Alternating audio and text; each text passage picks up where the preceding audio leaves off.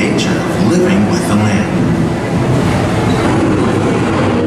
Our journey begins as dramatic and sudden changes are sweeping over the land. The approaching storm may seem violent and destructive to us, but to nature, it's a new beginning in the cycle of life.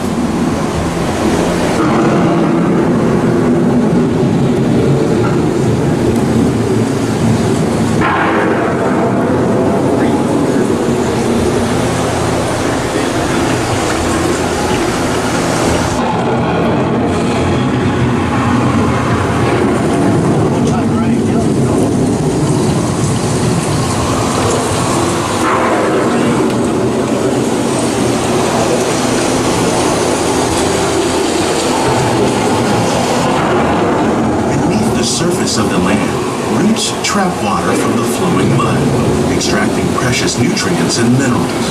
These elements, when combined with sunlight, create the diverse living systems of our planet.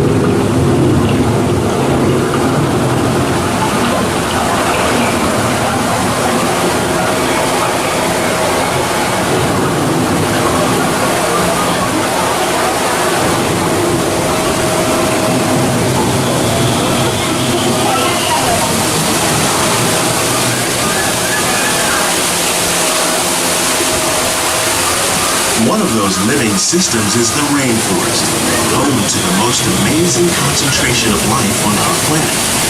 These dense and beautiful forests cover only a tiny portion of the Earth's surface, but they contain more than half of its plant and animal species. Rainforests are also extremely rich in productive living systems, providing us with oxygen, food, medicines, and other elements essential to our lives.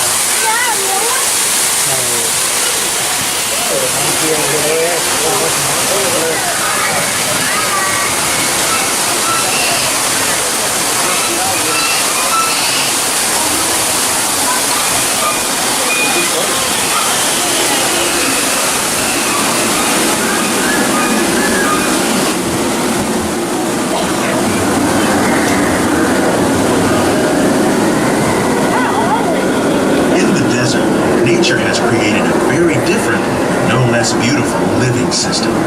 And while this arid landscape may seem lifeless, it is very much alive.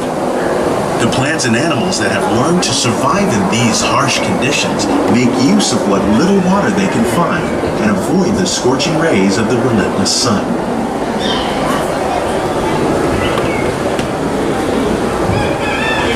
The American prairie once appeared as desolate as the desert, but over time, rainwater and nutrients gradually penetrated the hard surface of this land. Even the hooves of the mighty buffalo helped create the rich soil that will one day become home to the American farm.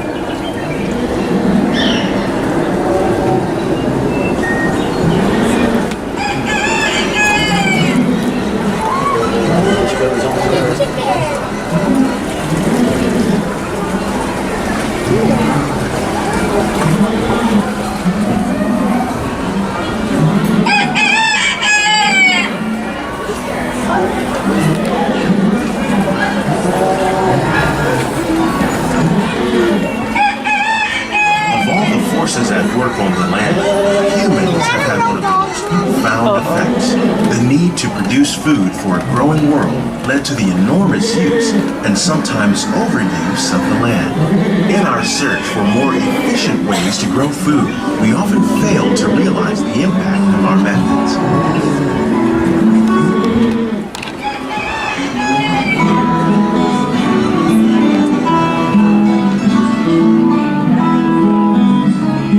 Today, we're learning to live with the land, discovering better ways to grow food that will assure both human and environmental well-being.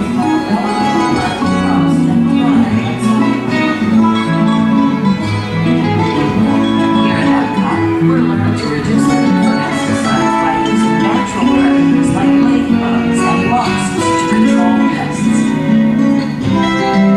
In Japan, we're learning that by adding composted leaves and other plant material to our soil, we can reduce the need for fertilizers.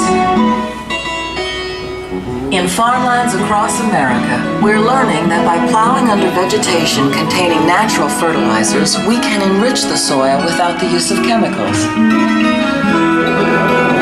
In Saudi Arabia and Mexico, we're learning to produce food on desert seacoasts by developing and planting crops that thrive on salt water. Here at Epcot, we're learning to reduce the need for pesticides by using natural predators like ladybugs and wasps to control pests. In Japan, we're learning that by adding composted leaves and other plant material to our soil, we can reduce the need for fertilizer. How will we meet tomorrow's growing needs for food production, yet still respect the needs of the land? Some of the answers are being discovered just ahead.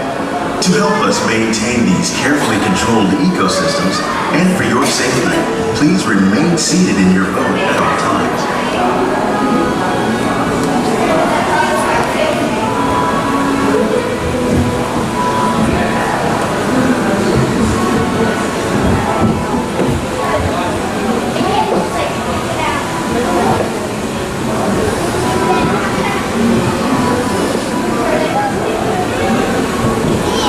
Edible fruit.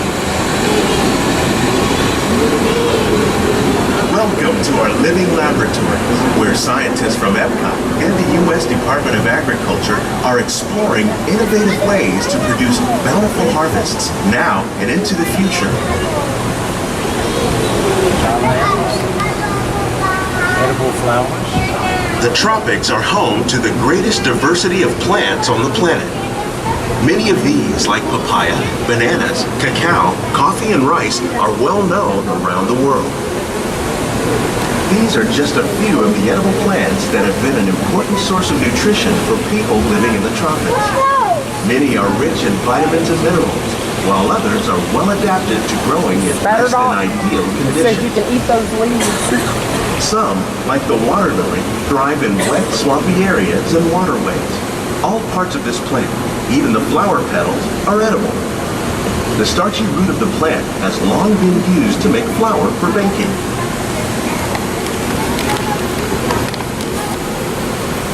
One day, many of these lesser-known tropical plants may be as important as the bananas growing on both sides of the boat. More than 28 million tons of bananas are eaten annually, making it the most popular fruit in the world.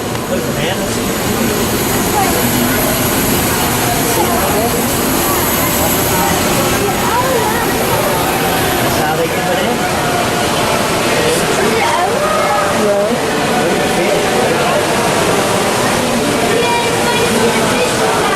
When we mention farming, you probably don't think of fish, but fish farming, or aquaculture, accounts for nearly half of all the seafood consumed globally.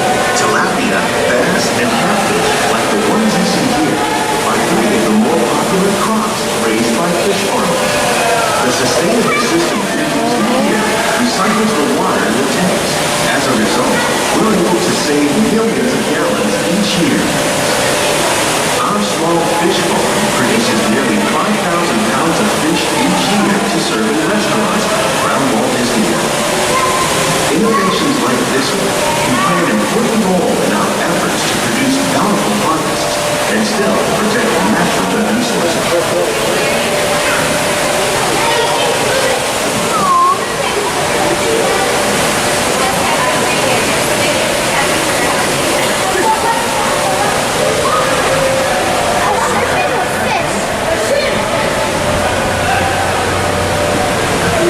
Those are sunflowers.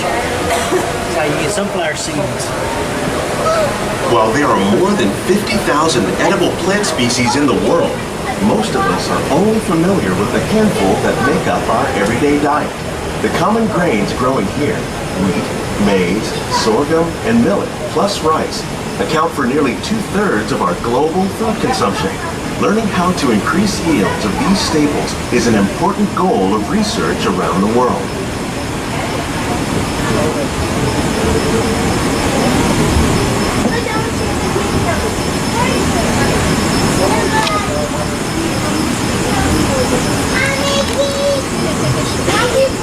These plants are definitely on their way up. Innovative growing techniques like these increase yields while more efficiently using resources like water, fertilizer, and pesticides. Another innovation at work here is our integrated pest management program. By populating our greenhouses with beneficial insects that prey on harmful pests like aphids and flies, we are significantly reducing our reliance on conventional pesticides. We're growing these crops using our nutrient film system. This technique precisely controls and recycles water and nutrients. With it, we can produce over 27,000 heads of lettuce a year in this one small area.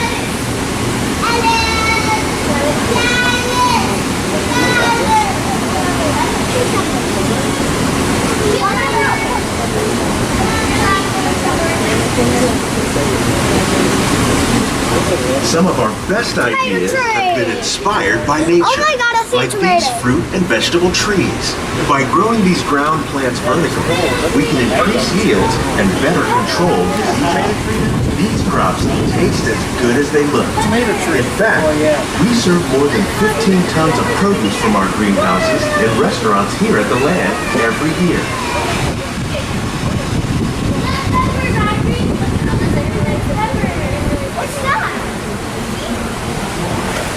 You're safe. Please keep your hands inside the boat at all times. Thank you.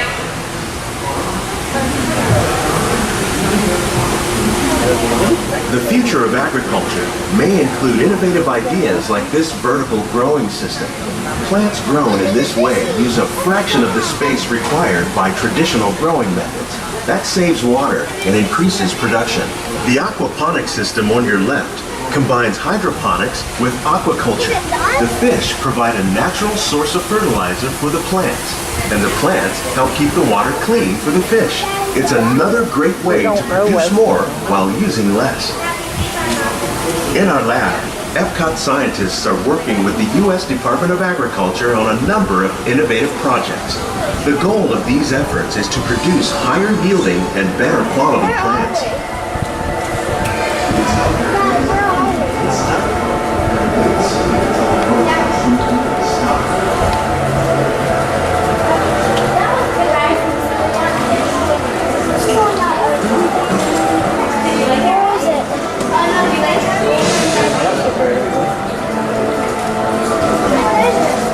These greenhouses represent just a fraction of the work being done worldwide to produce bountiful harvests for our growing population.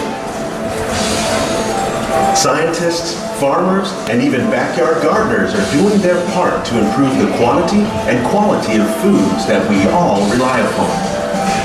Together, we can continue to find more ways to increase food production and protect our precious natural environment.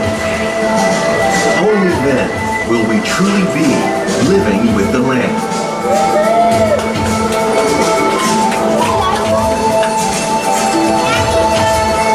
On behalf of Walt Disney World, we hope you've enjoyed this unique journey through our living laboratories. If you'd like a closer look, then check out the Behind the Scenes walking tour.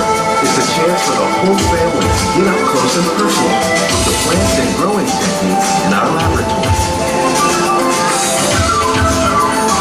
Please keep your hands and feet inside the boat and remain seated until the boat comes to a complete stop.